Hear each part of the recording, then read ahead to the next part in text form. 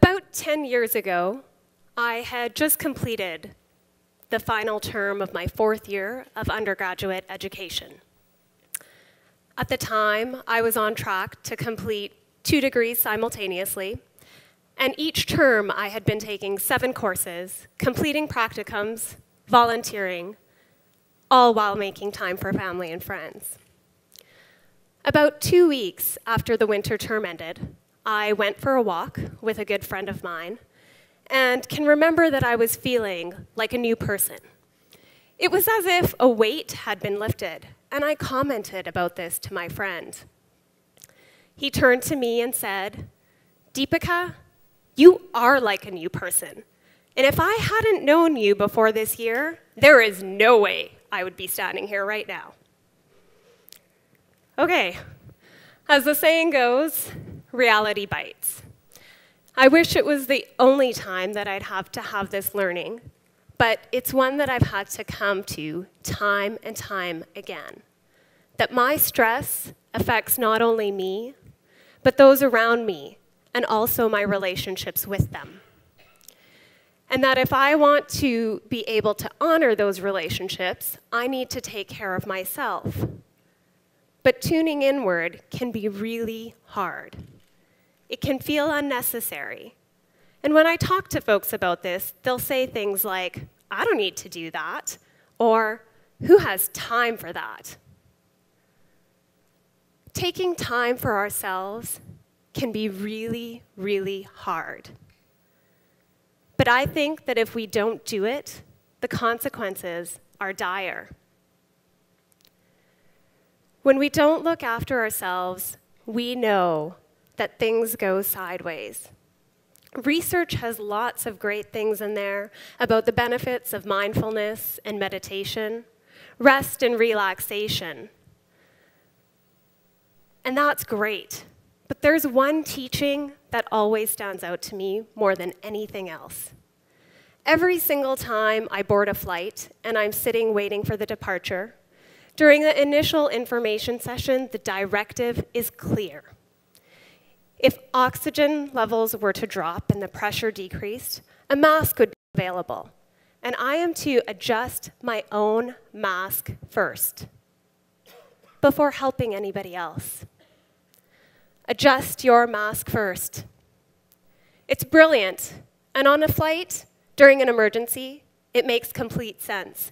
If I don't look after myself, not only can I not help anybody else, I also might get in the way of them receiving the help that they need. What I'm here to convince you of is that this teaching is true every single day. When we fail to look after ourselves, we can't manage our stress, whether that's a looming deadline or screaming kids. When we tune in and look after ourselves, we can go forth, putting out new and creative ideas, and being available as parents, partners, and friends. Now, to understand this a bit, I had to wrap my head around it.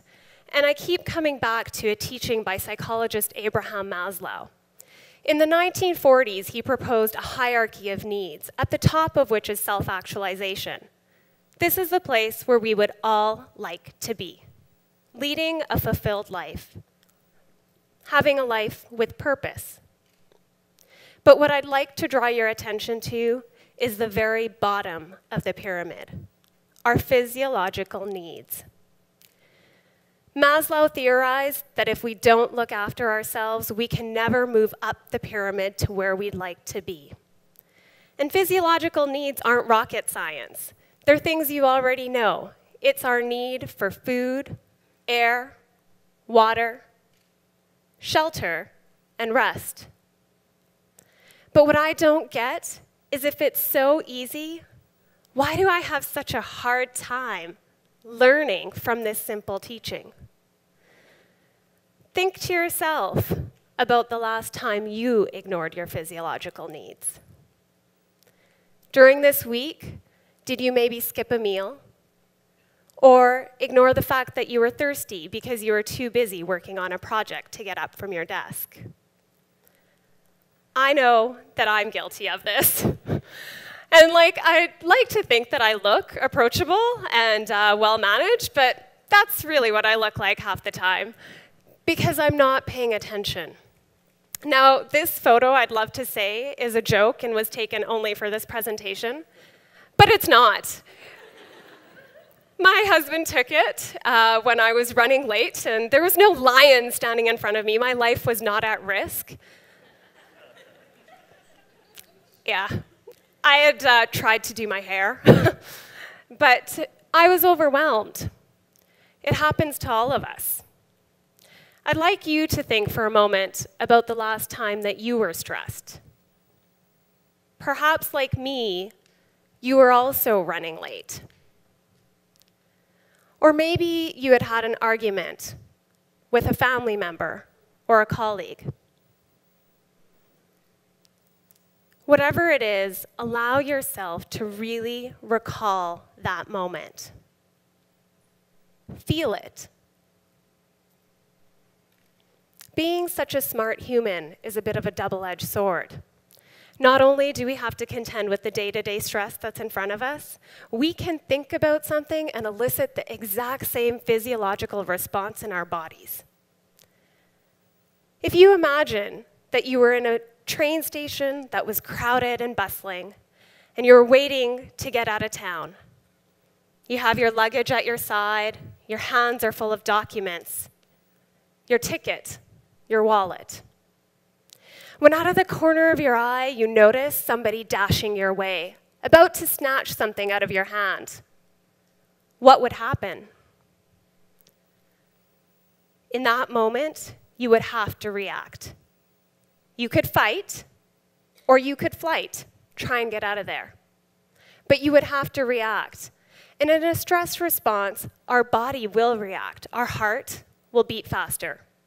Our lungs will work harder.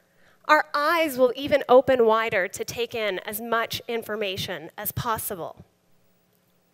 But other things will stop. Our digestion doesn't work as well. Our reproductive abilities are compromised. Our immune system starts to shut down. And even our ability to think is not as clear. I don't know about you, but when I look and feel like I did in that picture you just saw, I don't want to be making a major life decision. What we need to recognize is that our bodies are completely connected. We are not brains walking around on a skeleton. We have other parts to take care of and to listen to. Science has termed this psycho-neuro-immunoendocrinology.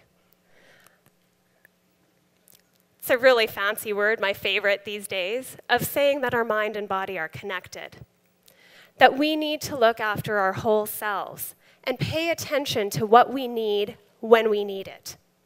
That you have to become in tune to recognize that, because otherwise you too will succumb to stress.